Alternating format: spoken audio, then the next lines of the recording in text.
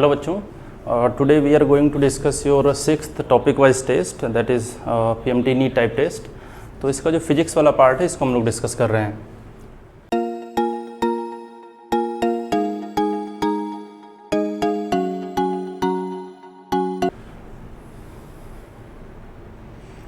देखो, first question में बोला जा रहा है कि यहाँ पर चार्जेस इस तरीके से गिवन है और एक प्लस क्यू चार्ज रखा गया है सेंट्रॉइड पर और ये कितना फोर्स एक्सपीरियंस करेगा इसको कैलकुलेट करना है। तो ये जो plus Q and plus Q and plus Q ये जितना भी फोर्स लगाएंगे वो सिमेट्री है तो रिजल्टेंट जीरो आएगा। एक जो एक्स्ट्रा प्लस क्यू चार्ज है इसी के करस्पॉन्डिंग नेट फोर्स आना चाहिए। ठीक है, तो ये जो प्लस क्यू चार्ज है ये इस पर जो भी फोर्स लगाएगा दैट इज़ नेट फोर्स। और यहाँ से जो डिस्टेंस होता है ये डिस्टेंस हम लोग कैलकुलेट करते हैं, दिस इज जो भी साइड है डिवाइडेड बाई √3। तो जो नेट फोर्स होगा दैट फोर्स इज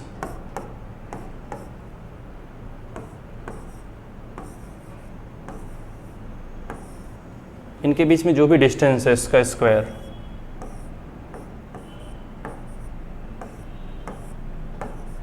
ठीक है, और आपका ये फर्स्ट वाला आंसर होना चाहिए। सेकेंड क्वेश्चन में बोला जा रहा है कि दो चार्जेस हैं और इनके बीच में डिस्टेंस दिया गया है और एक थर्ड पॉइंट दिया गया है, उस पॉइंट पर फील्ड पूछा जा रहा है। ठीक है, ये जो चार्जेस हैं इनका मैग्नीट्यूड इक्वल है एंड साइन अपोजिट है। तो सपोज करो this is plus Q and this is minus Q, इनके बीच में कुछ डिस्टेंस है और इस पॉइंट पर पूछा जा रहा है फील्ड। तो ये जो चार्ज प्लस क्यू जो चार्ज है ये फील्ड बनाना चाहिए अवे डायरेक्शन में और ये जो माइनस क्यू चार्ज है ये फील्ड बनाएगा अपनी तरफ। ठीक है, और ये जो साइड है दिस इज़ 0.1 मीटर, ये भी साइड है this is 0.1 metre, this is also 0.1 metre. तो एंगल सब 60 डिग्री होगा और इनके बीच में जो एंगल होगा दैट इज़ 120 डिग्री। तो ये जितना फील्ड बनाएगा उतना ही फील्ड पॉजिटिव चार्ज भी बनाना चाहिए। और दो वेक्टर्स हैं, इनका जो रिजल्टेंट होगा 120 डिग्री पर दैट इज़ अगेन ई। और जो आंसर होना चाहिए आपका this is KQ divided by 0.1 इसका स्क्वायर। ठीक है, इसमें सब डाटा पुट कर देंगे, ये आपका आंसर होगा।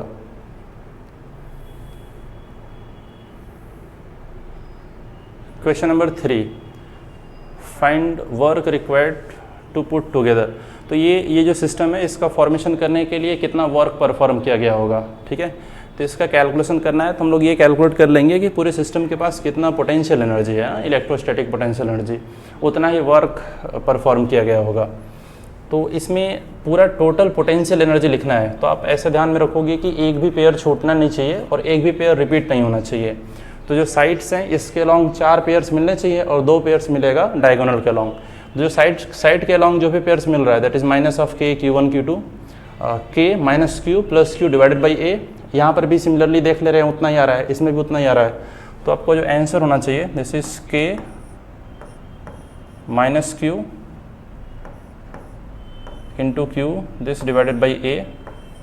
ये तो एक पेयर का हुआ और ऐसा ही होना चाहिए बाकी चारों, दिस इंटू 4 प्लस ये साइड्स के अलॉन्ग जितने भी पेयर्स हैं वो हो गया।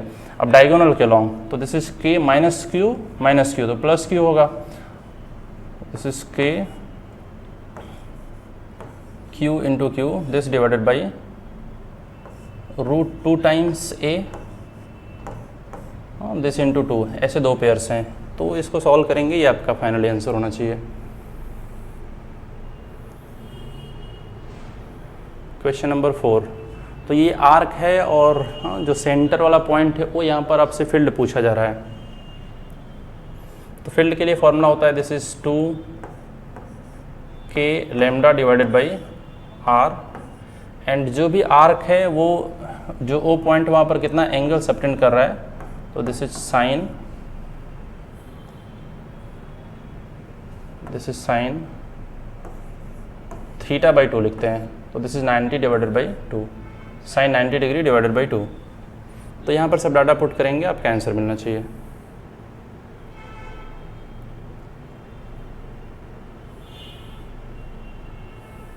Question number 5, the magnitude of electric field. तो फील्ड का अपने को कैलकुलेशन करना है। फील्ड के लिए अपने पास फॉर्मूला होता है कि इसको पोटेंशियल को डिफ्रेंशिएट कर दें, this is minus of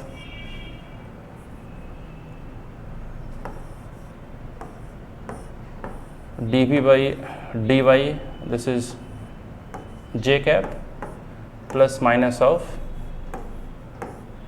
dv divided by, यहाँ पर पार्शियल डिफरेंशिएशन लिखते हैं,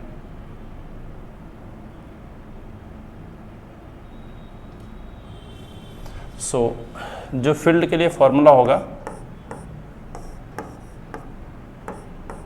this is minus of del V divided by del Y J cap plus minus of del V divided by del Z K cap. तो इसका partial differentiation करना है and coordinate इसमें put करेंगे, फाइनली सॉल्व कर लेंगे। Question number 6, field line start from positive charge and end at negative charges. तो ये ठीक है, and if there is single charge they may start और एंड एट इन्फिनिटी। तो ये आपका स्टेटमेंट ये करेक्ट है। And in a charge free region electric field lines can be taken to the continuous curve without break। तो charge free अगर reason है तो कंटिन्यूस कर्व होते हैं विदाउट ब्रेक, ठीक है, तो सडनली स्टॉप नहीं होते हैं ना, ठीक है, ये भी स्टेटमेंट आपका ठीक है। And two field lines can never cross each other, वो इंटरसेक्ट नहीं करते हैं, तो ये बात भी ठीक है। And electrostatic field lines can form close loop, electrostatic जो फील्ड होता है वो क्लोज लूप का फॉर्मेशन नहीं करता है, ठीक है, एक पॉइंट से स्टार्ट होकर के उसी पॉइंट पर वापस नहीं आता है ना। अगर ऐसा होगा तो आप एक लूप में वर्क डन लिखोगे, वर्क डन विल बी कुछ नॉन जीरो क्वांटिटी आ जाएगा। और ऐसा कब होता है, जब फील्ड कंजर्वेटिव नहीं हो, ठीक है, कंजर्वेटिव फील्ड होता है इलेक्ट्रोस्टैटिक फील्ड, इसलिए एक लूप में जो वर्क डन होता है दैट इज जीरो होना चाहिए ना। और अगर लूप अगर बनाएगा, ये क्लोज लूप बनाएगा तो वर्क डन जीरो नहीं होगा बाय द इलेक्ट्रिक फील्ड। तो ये आपका गलत स्टेटमेंट है, ठीक है, और आपसे इनकरेक्ट पूछा गया है तो आपका फोर्थ आंसर हो जाना चाहिए। तो इलेक्ट्रिक फील्ड लाइंस गिवन है, इलेक्ट्रिक फील्ड के लिए वेक्टर गिवन है, and square surface of area this kept parallel to the XZ plane. अगर एक्सजेड प्लेन के अगर पैरेलल है तो जो एरिया होगा आपका, area is 10 centimetre, centimetre square means 10 power minus 2,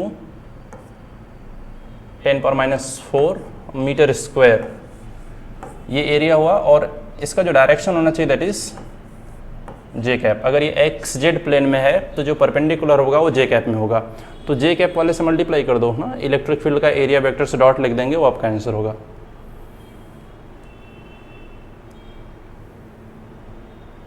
effective dipole moment, तो एक नेगेटिव चार्ज और प्लस ये ऐसे डाइपोल बनाएंगे, और एक नेगेटिव और ये पॉजिटिव चार्ज ये ऐसे डाइपोल बनाएंगे, ठीक है।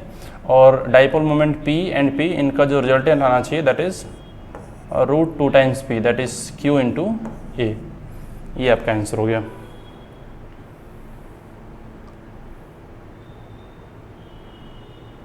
क्वेश्चन नंबर 9, देखो जो इसमें x डायरेक्शन में फील्ड है ये x कोऑर्डिनेट पर डिपेंड कर रहा है, y डायरेक्शन में जो फील्ड है ये y कोऑर्डिनेट पर डिपेंड कर रहा है। तो यहाँ से जो फील्ड इंटर करेगा ये कुछ नेगेटिव फ्लक्स बनाएगा, यहाँ से जो फील्ड बाहर की तरफ मूव करेगा ये पॉजिटिव फ्लक्स बनाएगा।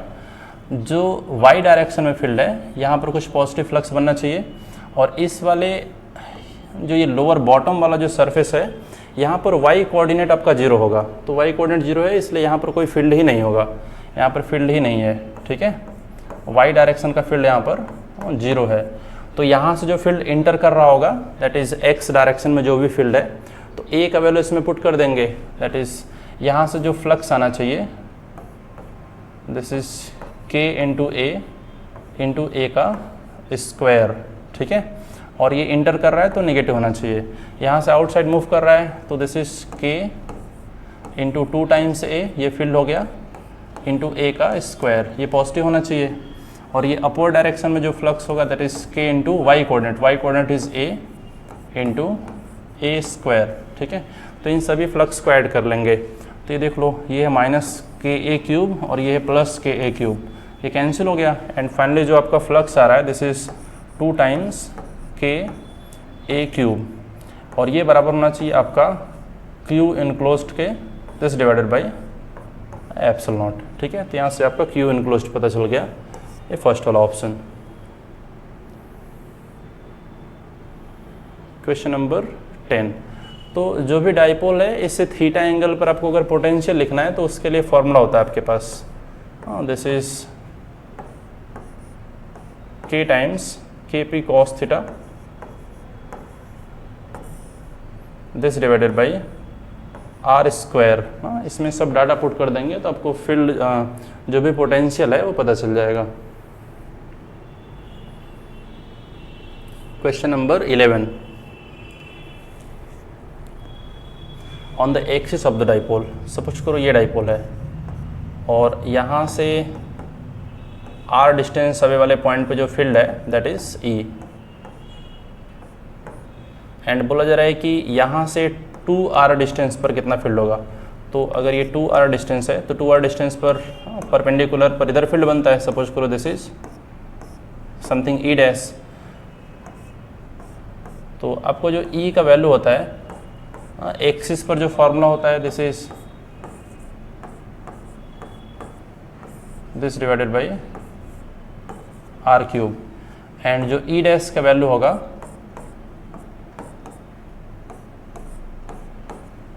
This is K P divided by जो भी डिस्टेंस है, तो दिस डिस्टेंस इज 2r, तो 2r इसका पावर दैट इज 3। ठीक है, यहाँ से रेशियो वगैरह लेकर के डिवाइड करके सॉल्व कर लेंगे और आपका ये आंसर होना चाहिए।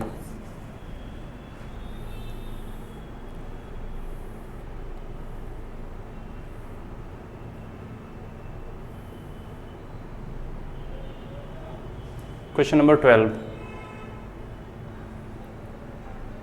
Surface charge density this, A pendulum Bob of mass this. तो सपोज करो कि ये ऐसा है, this is surface charge density, and यहाँ से एक पेंडुलम को ऐसे सस्पेंड किया गया है और इसमें टेंशन फोर्स 0 होना है। तो टेंशन फोर्स 0 होना है दैट मीन्स इलेक्ट्रोस्टेट वाला जो भी फोर्स लगना चाहिए ये mg को बैलेंस करना चाहिए। इलेक्ट्रोस्टेट वाला जो भी फोर्स लगना चाहिए ये mg को बैलेंस करना चाहिए। तो इसको लिख दो फील्ड इनटू चार्ज, इस पर जो भी चार्ज है। ठीक है, तो this is sigma divided by 2 epsilon not field into जो भी इस पर चार्ज है, इसको बराबर कर देंगे mg के। तो यहाँ से q का वैल्यू कैलकुलेट करेंगे, फिर q को इक्वेट कर देंगे नंबर ऑफ इलेक्ट्रॉन जो भी रिमूव किया गया है दैट इनटू इलेक्ट्रॉनिक चार्ज। ठीक है, इससे इक्वेट कर देंगे तो आपको नंबर ऑफ इलेक्ट्रॉन्स का वैल्यू पता चल जाएगा। इसमें पूछा जा रहा था कि कितने इलेक्ट्रॉन्स को हटाया जाए ताकि इसमें टेंशन फोर्स 0 हो जाए। आप इसमें जब इलेक्ट्रॉन को हटाओगे तो जो स्फेयर है पॉजिटिव चार्ज हो जाएगा, तो ये जो सरफेस है ये अपोजिट डायरेक्शन में फोर्स लगाएगा, इलेक्ट्रोस्टैटिक फोर्स। क्वेश्चन नंबर 13, तो जो सरफेस पर पोटेंशियल है इनसाइड वाला कोई भी पॉइंट लोगे उस पर पोटेंशियल उतना ही रहेगा। Question number 14, from the rest through a potential difference v the ratio of the final velocity. तो जो भी चार्ज पार्टिकल है अगर वो v पोटेंशियल से अगर एक्सेलरेट करता है तो उसके पास जो फाइनली काइनेटिक एनर्जी बनेगा दैट इज हाफ mv², ये बराबर होना चाहिए जो भी पोटेंशियल डिफरेंस हो कितना वर्क करेगा दैट इज़ v। तो यहाँ से जो वेलोसिटी आ रहा है this is 2q potential this divided by मास इसका अंडर रूट। ठीक है, अब वेलोसिटी का रेशियो लिखना आपको, तो charge by m q by m इसका जो रेशियो होगा वो आपका आंसर होगा।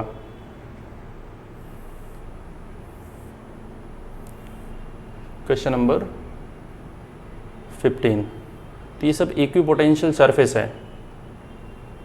ठीक है, तो ऐसा पोटेंशियल इक्वी पोटेंशियल सरफेस मिलता है आपका डाइपोल के लिए ना, एक पॉजिटिव चार्ज एक निगेटिव चार्ज हो गया, एक पॉजिटिव चार्ज हो गया, और पॉजिटिव से नेगेटिव इस तरीके से फील्ड बनेगा और फील्ड के परपेंडिकुलर डायरेक्शन में ड्रॉ कर देंगे। ठीक है, कर्व वगैरह, तो वो आपका इक्वी पोटेंशियल सरफेस हो जाएगा।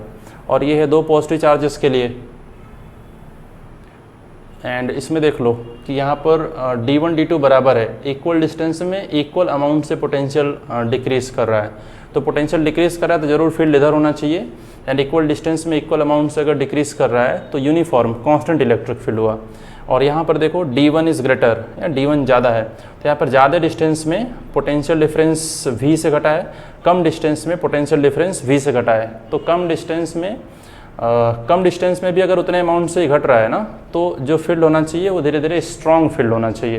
जैसे बोलते हैं कि सपोज करो इक्वल डिस्टेंस है, तो इक्वल डिस्टेंस में जहाँ पर जिस डिस्टेंस में ज़्यादा अमाउंट से पोटेंशियल डिक्रीज करेगा वहाँ पर फील्ड स्ट्रॉन्ग होना चाहिए। तो ऐसे हम लोग रिलेट कर लेंगे, ठीक है। तो यहाँ पर कम डिस्टेंस में उतने अमाउंट से घट रहा है जितना कि यहाँ पर ज़्यादा डिस्टेंस में उतने अमाउंट से घट रहा था, तो कम ही डिस्टेंस में घट गया, जरूर यहाँ पर फील्ड स्ट्रॉन्ग होगा। तो ये प्लस x डायरेक्शन में फील्ड है और ये धीरे धीरे स्ट्रॉन्ग होता जा रहा है।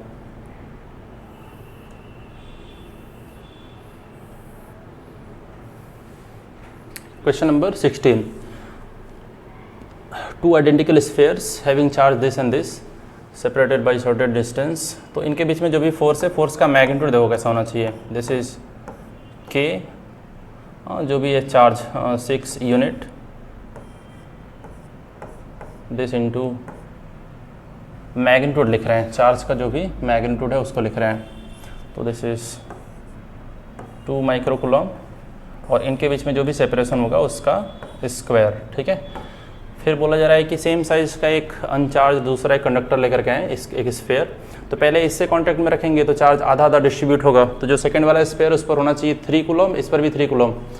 और फिर उसके बाद जो सेकंड वाला जो फाइनली बाद में एक स्फीयर लेकर के आए थे, उस स्फीयर को इसके पास लेकर के जाएंगे, तो उस स्फीयर के पास ऑलरेडी 3 कूलम चार्ज है, तो इसके साथ कांटेक्ट में आएगा तो 1 कूलम चार्ज बचेगा, उसको फिर हाफ ऑफ डिस्ट्रीब्यूट करेंगे, तो ये जो स्फीयर बचेगा उसके पास हाफ कूलम बचना चाहिए। तो अगेन इनके बीच में जो फोर्स होगा दैट इज के, इस पर चार्ज बताया दिस इज 3 इंटू जो सेकेंड वाला है उस पर बचा है हाफ, एंड इनके बीच में सेपरेशन उतना ही है, ठीक है। अब यहाँ से रेशियो वगैरह लेकर के सॉल्व कर लेंगे और आपका ये आंसर आना चाहिए, ये आंसर आना चाहिए फोर्थ वाला।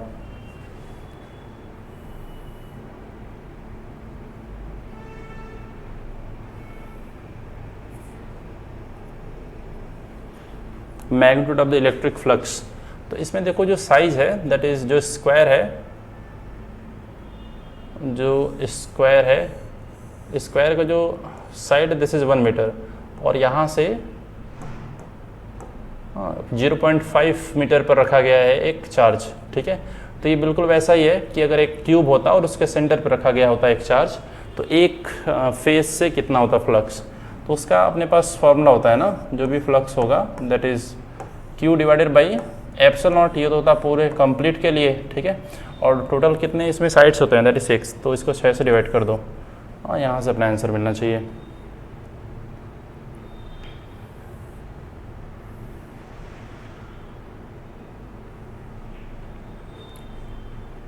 Positive charge is being given to a non-conducting sphere uniformly distributed। तो अगर पॉजिटिव चार्ज एक स्फीयर में यूनिफॉर्मली डिस्ट्रीब्यूट किया गया है that is non conducting, obviously अगर कंडक्टर होता तो सभी चार्जेस सरफेस पर चले जाते हैं, ठीक है। तो यहाँ पर जो भी पोटेंशियल होता है, पोटेंशियल सेंटर वाले पॉइंट पर मैक्सिमम होता है ना, सेंटर वाले पॉइंट पर पोटेंशियल मैक्सिमम होगा, उसके बाद फिर लगातार डिक्रीज करेगा।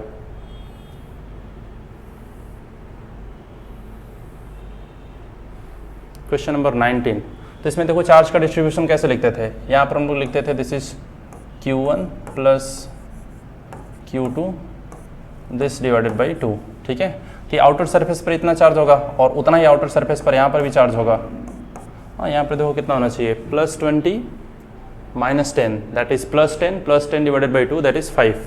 तो इस वाले सरफेस पर आ रहा है +5 माइक्रोकूलम और ए को दिया जा रहा है 20, तो यहाँ पर बचना चाहिए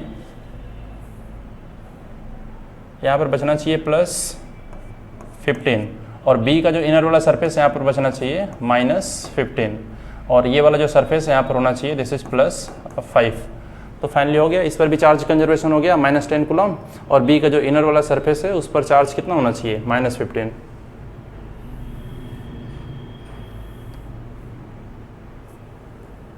question number 20, perpendicular distance of 4 centimetre from it, force experienced by the charge. तो एक लाइन चार्ज है, उससे कुछ डिस्टेंस पर एक चार्ज रखा गया है, आपसे पूछा जा रहा है कि कितना फोर्स एक्सपीरियंस करेगा।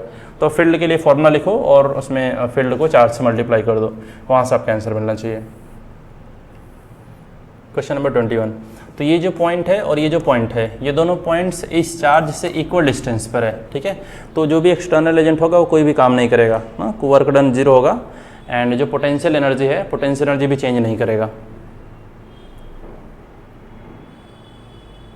फ्लक्स एसोसिएटेड विथ क्यूब, तो जो कॉर्नर पॉइंट रहता है वहाँ पर कंट्रीब्यूशन होता है 1/8, तो आपका आंसर हो गया Q divided by 8 this divided by epsilon not, ठीक है। ये इतना फ्लक्स होना चाहिए।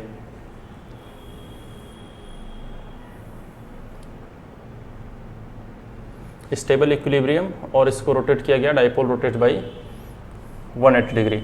सपोज करो ऐसा फील्ड था, और स्टेबल इक्विलिब्रियम मतलब डाइपोल को भी ऐसे ही रखा गया था, और इस डाइपोल को फिर रोटेट किया गया बाई 180 डिग्री, ठीक है। तो आप इसमें change in potential energy calculate कर लो। Change in potential energy is final potential energy, this is minus of this is P dot E, तो P इंटू E। जब इसको स्टेबल इक्विलिब्रियम से रोटेट करोगे 180 डिग्री से, तो फाइनली एंगल बनना चाहिए दिस इज कॉस 180 डिग्री, ठीक है। ये फाइनल पोटेंशियल एनर्जी हो गया, minus initial potential energy. Initial potential energy is minus of P E cos 0 degree, तो ये आपका इनिशियल पोटेंशियल एनर्जी हुआ। इसको सॉल्व करेंगे, यहाँ से मिलना चाहिए कॉस -1, तो माइनस माइनस प्लस, इसको सॉल्व करोगे तो आएगा 2 टाइम्स P इंटू E, तो यह है चेंज इन पोटेंशियल एनर्जी। और अपने को पता है कि वर्क डन बाई जो इंटरनल फोर्स होता है, internal conservative force, that is minus of delta U, और यहाँ पर इंटरनल फोर्स आपका इलेक्ट्रोस्टैटिक फोर्स है, हाँ, तो वो कितना वर्क करेगा, this is minus of delta U minus of 2 times P into E, ठीक है। ये आपका आंसर होगा।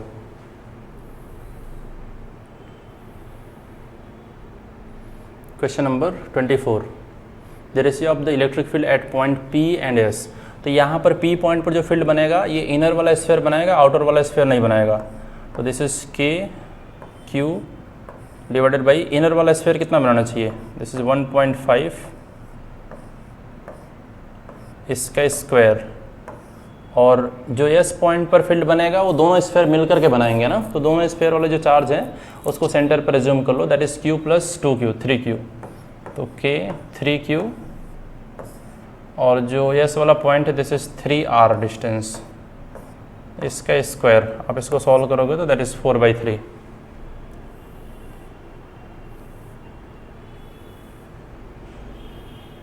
Question number 25, an alpha particle and proton are placed at rest in uniform electric field E and then released. The ratio of the kinetic energy attained by alpha particle and the proton after moving equal distance. देखो, तो जो भी force experience करेगा, जो भी force experience करना चाहिए, that is field into charge, और कितना डिस्टेंस चल रहा है, इक्वल डिस्टेंस। तो फील्ड दोनों के लिए सेम ही है एंड डिस्टेंस भी इक्वल ही चलना है, तो ये जो वर्क होगा इलेक्ट्रिक फील्ड का, वहीं आपका काइनेटिक एनर्जी अचीव होना चाहिए फाइनली। तो काइनेटिक एनर्जी का रेशियो पूछा जा रहा है, तो इसका रेशियो कैलकुलेट कर लो। तो field and distance travelled equal है, तो जो चार्ज का रेशियो होगा वहीं आपका आंसर हो गया, ठीक है। अल्फा पार्टिकल एंड प्रोटॉन, तो दैट इज अल्फा पार्टिकल पर चार्ज आपका हो गया 2 + 2 एंड प्रोटॉन पर हो गया +1, तो 2/1, ये आपका हो गया। एंड बी वाला point, uniform electric field and then released, ratio of the time taken by the alpha particle and the proton in moving equal distance, दोनों को equal distance मूव करना है। तो सपोज करो अल्फा पार्टिकल x डिस्टेंस चला और कुछ t time में, तो इनिशियली रेस्ट पर था, तो हाफ AT² लिखोगे, तो field into charge this divided by mass into T1 इसका स्क्वायर, ठीक है। ये अल्फ़ा के लिए लिख लिए, और इतना ही डिस्टेंस चलना है जो सेकेंड वाला जो पार्टिकल है, ठीक है। तो सेकेंड वाले पार्टिकल के लिए लिखो हाफ ऑफ सेकेंड वाले पार्टिकल का एक्सेलरेशन, तो फील्ड इनटू सेकेंड वाले पार्टिकल का charge this divided by mass of the second particle into time taken by second particle, इसका square, this is Q1 and M1। तो यहाँ पर पुट कर दो mass of the alpha particle, charge on the alpha particle, and mass of the proton, charge on the proton. यहाँ से जो T1 T2 का रेशियो आएगा वो आपका आंसर होगा। And C part, connected to each other by a conducting wire, the ratio of electric field at the surface of the two sphere। तो इसको आप सॉल्व करो, ठीक है। रेशियो है आपका 10 आपका जो रेडियस है that is 10 centimetre and 20 centimetre. तो सपोज करो कि एक ये हो गया और एक ये हो गया, ठीक है। एंड इसका रेडियस इज r एंड इसका रेडियस इज 2 टाइम्स r। तो आप जब इसको कनेक्ट किए हो तो फाइनली पोटेंशियल सेम होना चाहिए, यानी कि अगर इस पर Q चार्ज है तो इस पर चार्ज कितना होना चाहिए, 2Q, ठीक है। ताकि जब आप पोटेंशियल लिखो KQ/R, K2Q/2R, तो पोटेंशियल इक्वल आए। अब इसके सरफेस पर जो फील्ड होगा दैट इज KQ/R², और इसके सरफेस पर जो फील्ड होगा उसका रेशियो तो K2Q/2R इसका स्क्वायर। इसको सॉल्व करोगे तो दिस इज 2/1, ठीक है। तो जो सी वाला पार्ट है इसका आ रहा है कितना, 2/1, Q से मैच होना चाहिए। And last one D part, connected by a wire, then the ratio of the final charges on the sphere. जो रेडियस का रेशियो रहेगा वही हो जाना चाहिए आपका चार्ज का रेशियो, दैट इज 1:2, ठीक है। एक का रेशियो है आपका, एक का है 12 सेंटीमीटर, दिस इज 24 सेंटीमीटर, तो रेशियो हो गया 1:2, चार्ज का रेशियो भी 1:2।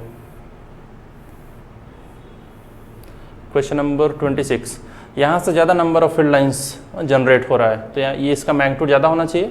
यहाँ पर कम नंबर ऑफ फील्ड लाइंस आ रहा है तो इसका मैग्नीट्यूड कम होना चाहिए। ये नेगेटिव चार्ज होना चाहिए, आपका पॉजिटिव चार्ज होना चाहिए, ठीक है। तो Q1 is positive, Q2 is negative, and magnitude of Q1 is greater than magnitude of Q2।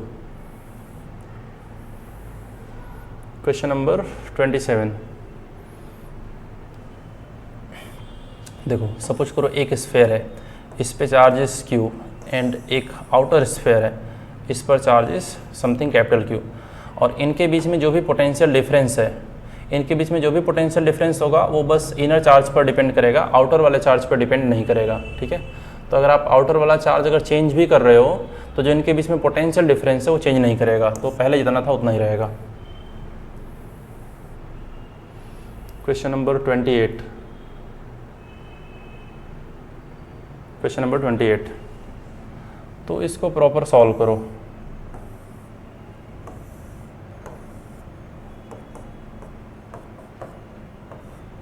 ये जो एंगल है दिस इज π/3, π/3 मीन्स 60 डिग्री, तो ये आपका हो गया दिस इज 30 डिग्री, एंड ये भी हो गया 30 डिग्री, और इनके बीच में जो डिस्टेंस है दैट इज r। तो इधर लगना चाहिए आपका टेंशन फोर्स, और इधर लगना चाहिए इलेक्ट्रोस्टैट वाला फोर्स, एंड डाउनवर्ड डायरेक्शन में आपका लगेगा दिस इज mg, ठीक है। तो आप इसमें लिखो t का vertical component is md, t का जो हॉरिजॉन्टल कंपोनेंट है दैट इज f, दोनों को डिवाइड कर दो और वहाँ से सॉल्व कर लो, तो चार्ज का वैल्यू पता चल जाना चाहिए।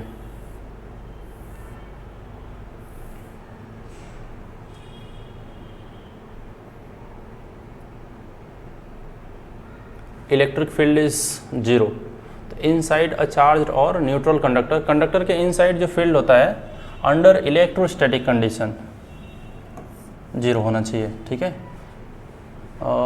इनसाइड अ चार्ज और neutral conductor electric field is 0, तो इसमें फॉल्स आपको सेलेक्ट करना है। तो ये फर्स्ट वाला ऑप्शन करेक्ट होगा, लेकिन ये अंडर इलेक्ट्रोस्टैटिक कंडीशन होता है ना, अगर चार्ज मोशन में नहीं है, इलेक्ट्रोस्टैटिक कंडीशन है, तो इनसाइड फील्ड कितना होना चाहिए, 0, ठीक है। और अगर चार्ज मोशन कर रहा है, कोई कंडक्टर है उसमें से चार्ज फ्लो कर रहा है, करंट फ्लो कर रहा है, तो उसके अंदर इलेक्ट्रिक फील्ड हो सकता है, उसके अंदर इलेक्ट्रिक फील्ड होता है, ठीक है। तो ये अंडर इलेक्ट्रोस्टैटिक कंडीशन है। Second one is electrostatic field lines are always normal to the surface of conductor, तो कंडक्टर के हमेशा परपेंडिकुलर होते हैं, ये बात भी ठीक है। And third one is electric field at the surface of charged conductor is proportional to the surface charge density at the surface, हाँ सरफेस चार्ज डेंसिटी के ही प्रोपोर्शनल होते हैं, ठीक है, at the surface and from a surface of a charge conductor the electric field lines are straight and parallel. हो सकता है कि पैरेलल नहीं हो, कर्व्ड भी हो सकते हैं। तो ये आपका फोर्थ वाला इनकरेक्ट हुआ, फॉल्स पूछा गया है, फोर्थ वाला आपका करेक्ट आंसर हो गया। Question number 30, the distance between two charges is 5 metre, the electric potential at the position on the line joining the charges where the electric intensity will be zero. तो पूछा जा रहा है कि जहाँ पर फील्ड जीरो वहाँ पर पोटेंशियल कितना होगा, ठीक है। तो एक चार्ज है आपका, दिस इज 9 कूलम, एक चार्ज है आपका 9 कूलम, दूसरा चार्ज है 4 कूलम। तो this is 9 micro coulomb and this is 4 micro coulomb, और इनके बीच का जो डिस्टेंस है, डिस्टेंस आपका गिवन है 5 मीटर। तो सपोज कर लो कि इस वाले पॉइंट पर फील्ड इज जीरो, तो ये फील्ड बनाएगा इधर एंड ये फील्ड बनाएगा इधर, इन दोनों फील्ड को बैलेंस कर दो, ठीक है। ये एक्स डिस्टेंस हो गया, दिस इज 5 माइनस एक्स। तो 9 वाला जो अवे फील्ड बनाएगा और जो 4 वाला जो अवे फील्ड बनाएगा, इनको बैलेंस कर दो एंड एक्स का वैल्यू सॉल्व करेंगे। एक्स का वैल्यू सॉल्व करने के बाद फिर इस वाले पॉइंट पर कितना पोटेंशियल होगा, तो ये 9 कितना पोटेंशियल बनाएगा एंड 4 कितना पोटेंशियल बनाएगा, उसको कैलकुलेट कर लेंगे। This is K 9 micro coulomb, this divided by X square equals to K 4 micro coulomb, this divided by 5 minus X, this is 5 minus X, इसका स्क्वायर। तो यहाँ से x का वैल्यू सॉल्व करेंगे, ठीक है, और उसके बाद पोटेंशियल इस वाले पॉइंट पर लिख लेंगे। Question number 31, at the centroid of the triangle then find the force. Suppose करो कि ये इक्विलेटरल ट्रायंगल है ऐसा, एंड यहाँ पर एक चार्ज रखा हुआ है, सॉरी एक मास रखा गया है, दैट इज कैपिटल M, और यहाँ पर एक मास रखा गया है, this is again capital M, और जो सेंट्रॉइड वाला पॉइंट है यहाँ पर एक रखा गया है 2m मास ऐसा।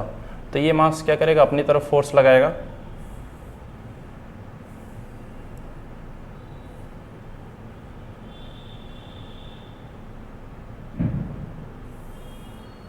ये मास क्या करेगा, अपनी तरफ फोर्स लगाएगा, एंड ये वाला जो मास है ये अपनी तरफ फोर्स लगाएगा, और अब इसमें एंगल वगैरह कैलकुलेट करना, दिस इज 120 डिग्री। तो ये जो भी फोर्स लगाएगा दोनों का फोर्स इक्वल होगा, और इनका जो रिजल्टेंट आना चाहिए दैट इज अगेन F। ये जितना फोर्स लगाएगा उतना ये भी फोर्स लगाएगा, इनका रिजल्टेंट भी उतना ही आएगा। तो जो भी रिजल्टेंट फोर्स आया, this is G M1 M2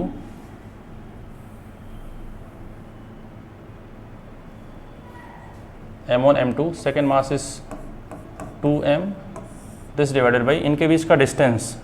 तो distance is side is 1 metre. तो सेंट्रॉइड से जो वर्टेक्स का डिस्टेंस होता है, this is side divided by √3। तो 1 डिवाइडेड बाई √3 इसका स्क्वायर, ठीक है। यहाँ से सॉल्व कर लोगे, ये आपका आंसर होगा। Question number 32, of a uniform density and radius r at a point and a point mass placed at a distance 2r from the center। तो सेंटर से अगर 2r डिस्टेंस पर है तो फोर्स इज, सपोज करो mass of the sphere is capital M, mass of the particle is small m, this divided by 2r इसका square, ठीक है। और अगेन एक पार्टिकल को रख रहा है सरफेस से r/2 डिस्टेंस पे, तो जो सेंटर से डिस्टेंस होगा, जो सेंटर से डिस्टेंस होगा that is r plus r/2, this divided by r plus r/2, this is 3r/2 इसका स्क्वायर, ठीक है। ये आपका आंसर होना चाहिए। This is 4/9, this is 4/9 times Gmm divided by r square. Gmm divided by r square is 4 times f, तो this into 4 times f, ये आपका आंसर हो गया ना। 16f डिवाइडेड बाई 9, ये आपका आंसर हो गया। Question number 33, inside a spherical shell of uniform density while a solid sphere is placed somewhere outside the spherical shell, which of the following is correct। तो बोला जा रहा है कि एक सपोज करो एक स्फेरिकल शेल है और इसके इनसाइड एक मास रखा गया है, पॉइंट मास, और आउटसाइड कोई एक सॉलिड स्फेयर है ऐसा। तो force of attraction due to shell on the particle is zero. तो ये शेल पार्टिकल पे कितना फोर्स लगाएगा, दैट इज जीरो। ये बात ठीक है। Force of attraction due to solid sphere on the particle is non zero. Solid sphere particle पर फोर्स लगाएगा, दैट इज नॉन जीरो, ये भी ठीक है। Net force of attraction due to shell and the solid sphere on the particle is zero. तो zero नहीं होगा। जो सेल है ये नॉन जीरो, जो सेल है ये जीरो फोर्स लगाएगा, और ये जो सॉलिड स्फेयर है ये कुछ फोर्स लगाएगा एंड रिजल्टेंट कुछ वैल्यू आएगा ना, resultant will be non zero. तो ये आपका गलत है, ठीक है। इस हिसाब से देख लो, फर्स्ट एंड सेकेंड, फर्स्ट वाला आंसर हुआ आपका। Question number 34, how much energy must be required to rocket the satellite out of the earth gravitational influence. तो एक सैटेलाइट है और वो अर्थ के अराउंड रिवॉल्व कर रहा है, तो उसके पास जितना भी पहले एनर्जी होगा, ठीक है, टोटल एनर्जी जितना भी होगा सैटेलाइट का, सपोज करो उसमें कुछ एक्स्ट्रा एनर्जी ई सप्लाई कर दिए ताकि ये इन्फिनिटी पे चला जाए। तो जस्ट इन्फिनिटी पर पहुंचाना है, तो finally energy is zero. And satellite के पास जो भी एनर्जी होता है, this is minus of G capital M mass of the planet, mass of the satellite, this divided by 2 times are.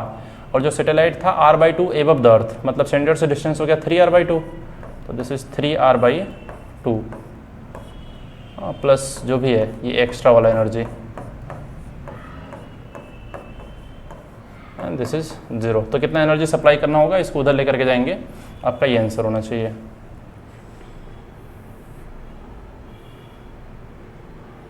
Question number 35,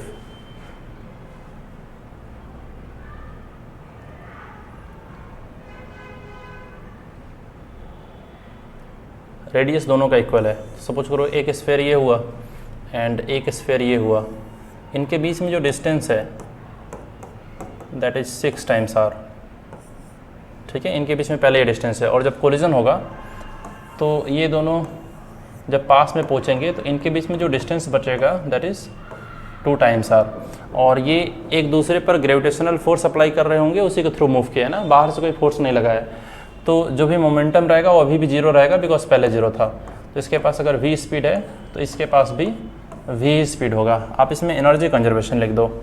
देखो जो पहले एनर्जी था this is minus of g m1 m2 this divided by 6 times r equals to, बाद में एक का kinetic energy is half m into V square plus दूसरे का kinetic energy is half m into V square plus बाद का gravitational potential energy is minus of G m1 m2 divided by इनके बीच का डिस्टेंस, दिस इज 2r, ठीक है। यहाँ से सॉल्व करोगे तो वी स्क्वायर का वैल्यू मिलेगा। Question number 36, work done by field. तो पहले फोर्स लिख लो, फील्ड को मास से मल्टीप्लाई कर दो, फील्ड को मास से मल्टीप्लाई करेंगे तो फोर्स आएगा, और इसका डॉट प्रोडक्ट लिख देंगे r से, ठीक है। इसका डॉट प्रोडक्ट लिख देंगे r से, बिकॉज फोर्स जो है कांस्टेंट है, तो यहाँ से आपका वर्क पता चल जाना चाहिए। और r वेक्टर कैसा होना चाहिए, ठीक है, from this point two this point. तो r वेक्टर हो गया आपका 5i cap and 0j cap. 37, तो वेट होता है कि जो भी अर्थ ने पार्टिकल पर जो भी फोर्स लगाना है दैट इज वेट ना, net gravitational force is weight. तो जब उस पर जब सरफेस पर है पार्टिकल तो this is g m1 m2 this divided by r square, ये सरफेस के लिए लिख दिए, और ये वैल्यू कितना है, दिस इज 200 न्यूटन। एंड जब इसी को 1/4 of the radius of the earth at a height 1/4, तो सरफेस से r/4 हाइट ऊपर जब रख रहे हैं तो फोर्स कितना लगेगा, g m1 m2 this divided by centre से distance is r plus r/4, this is 5r/4 and इसका स्क्वायर, ये आपका वैल्यू होना चाहिए जो भी फोर्स अप्लाइड होगा, ऐसा, ठीक है। तो Gmm divided by are square, इसको ला करके यहाँ से पुट कर देंगे तो ये फाइनली आपका आना चाहिए, दिस इज 4 का square 16 divided by 25 this into 200, ठीक है। यहाँ से जो भी आना चाहिए ये आपका फाइनली फोर्स होना चाहिए, ये आपका आंसर होना चाहिए।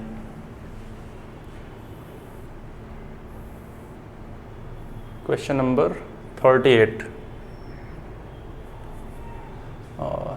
half of the escape speed from the earth surface before returning to the earth।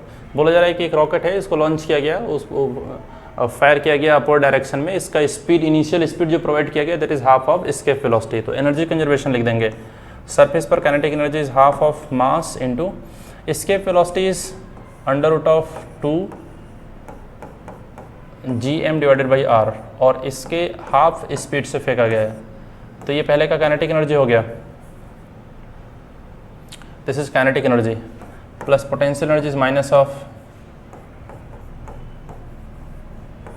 This divided by R surface पे। एंड फाइनली सपोज करो कि ये h हाइट ऊपर तक गया, सेंटर से r डिस्टेंस ऊपर तक गया, एंड फाइनली जहाँ से रिटर्न आएगा वहाँ पर काइनेटिक एनर्जी 0 होना चाहिए। तो 0 plus this divided by R, ऐसा यहाँ से सॉल्व कर लेंगे, ठीक है, स्मॉल आर का वैल्यू सॉल्व कर लेंगे एंड आपका ये आंसर आना चाहिए। Question number 39, along the diameter of the earth projected escape earth gravitational field। देखो सपोज करो ये अर्थ है और एक टनल कंस्ट्रक्ट किया गया along the diameter, और जो सेंटर वाला पॉइंट है यहाँ से पार्टिकल को v स्पीड दिया गया ताकि ये out of the gravitational field चला जाए, ठीक है, एस्केप कर जाए। तो यहाँ पर एनर्जी कंजर्वेशन लिख देंगे, अभी का energy is this is half m into V square plus potential energy is, centre पर पोटेंशियल होता है minus of 3 Gm divided by 2r। तो ये पोटेंशियल हो गया, इसको मास से मल्टीप्लाई कर देंगे तो this is gravitational potential energy at the centre, and जब इन्फिनिटी पे चला जाएगा तो काइनेटिक भी 0 प्लस पोटेंशियल भी 0। तो यहाँ से जो स्पीड आना चाहिए दिस इज, यहाँ से सॉल्व करेंगे तो जो स्पीड का वैल्यू होगा this is under root of 3 Gm by R, ठीक है, और r से ऊपर नीचे मल्टीप्लाई कर देंगे तो आपका रूट 3Gr आ जाना चाहिए। इसको r से ऊपर नीचे मल्टीप्लाई करोगे तो 3 Gm by are square is G into are.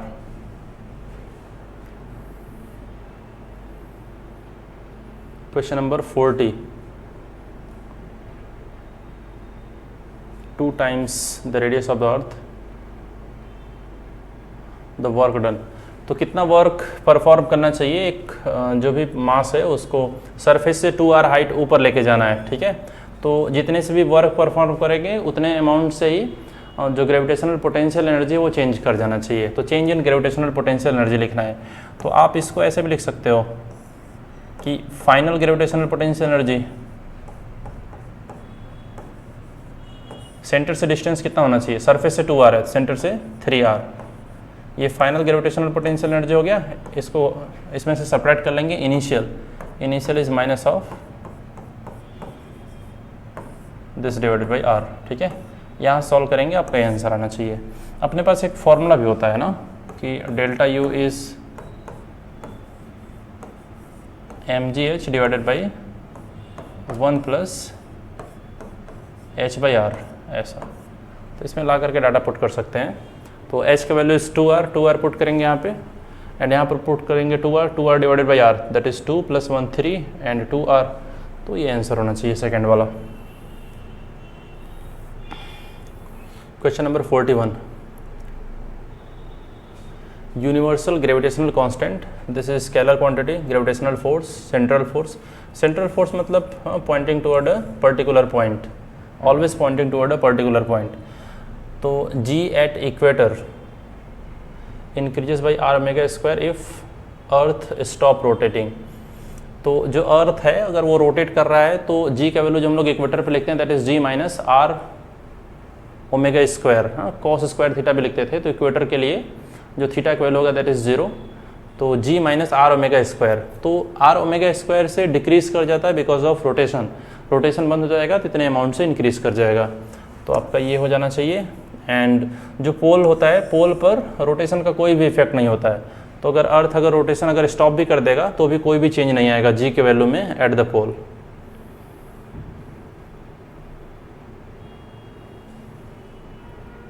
Satellite mass is now the speed of the two satellite is in the ratio।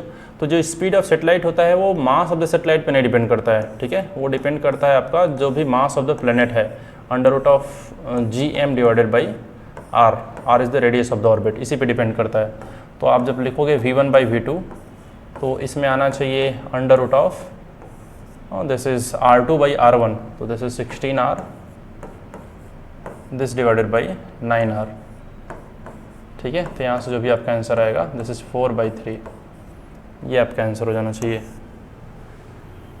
Question number 43, the ratio of the escape velocity whose radius and the mean density are 3 times that of the earth। तो escape velocity के लिए जो formula होता है that is under root of 2gm this divided by R, ये escape velocity का formula होता है from a point at the surface of the planet. तो इसमें मास को हम लोग देखो ऐसे लिख सकते हैं, दिस इज 2g, मास को लिख सकते हैं volume 4/3 pi R cube into density, ठीक है, और दिस डिवाइडेड बाई आर। तो यहाँ से जो वैल्यू आ रहा है this is directly proportional to, देखो r power 3 divided by are square, तो रूट से बाहर चला आएगा and under root of density, ठीक है। अब रेडियस अगर 3 टाइम्स हो जा रहा है एंड डेंसिटी बिकम 3 टाइम्स, तो जो escape velocity का वैल्यू है वो कितना होगा 3 इंटू रूट 3 टाइम्स, तो ये आपका आंसर हो गया। Question number 44, gravitational influence of another object which of the following is, देखो तो इसको ऐसे समझ लो कि कोई एक ऑब्जेक्ट है उसके इन्फ्लुएंस में दूसरा ऑब्जेक्ट मोशन कर रहा है, ग्रेविटेशन फोर्स बस उस पर एक्ट कर रहा है। तो इसमें हम लोग देखते हैं ना, इसको हम लोग केपलर्स लॉ से भी उसको रिलेट कर सकते हो कि जैसे सन है उसके अराउंड जो भी मास है, प्लेनेट वगैरह वो सब रिवॉल्व कर रहे हैं, तो उसमें क्या क्या चीज़ें होता है, टोटल मैकेनिकल एनर्जी कंजर्व रहता है, लीनियर मोमेंटम ये कंजर्व नहीं रहता है बिकॉज लीनियर वेलोसिटी चेंज होता रहता है, एंगुलर मोमेंटम कंजर्व होता है एंड एरियल वेलोसिटी ये भी कांस्टेंट रहता है, ठीक है। तो आप इस हिसाब से देख लो कि first, third and fourth. Question number 45, तो यहाँ पर ए पॉइंट पर काइनेटिक एनर्जी गिवन है, if the kinetic energy of the particle escape where when it is at a point A point पर काइनेटिक एनर्जी गिवन है। Suppose करो A point पर speed is v1 and B point पर speed is v2, और अपने को पता है कि यहाँ पर ये 90 डिग्री होता है ना जब मिनिमम मैक्सिमम डिस्टेंस पर होता है। Angular momentum conservation, angular momentum conservation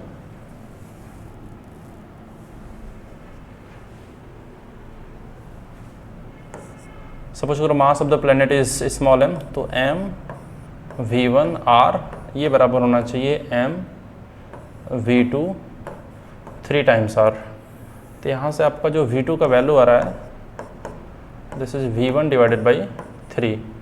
जब काइनेटिक एनर्जी लिखेंगे b पॉइंट पर, तो kinetic energy at point b is half of m into v2 square, तो this is half of m into v2 is v1 by 3 इसका square, तो ये देख लो कितना आ रहा है, this is half m v square into 1/9, तो this is k divided by 9, ठीक है, ये आपका आंसर हो गया,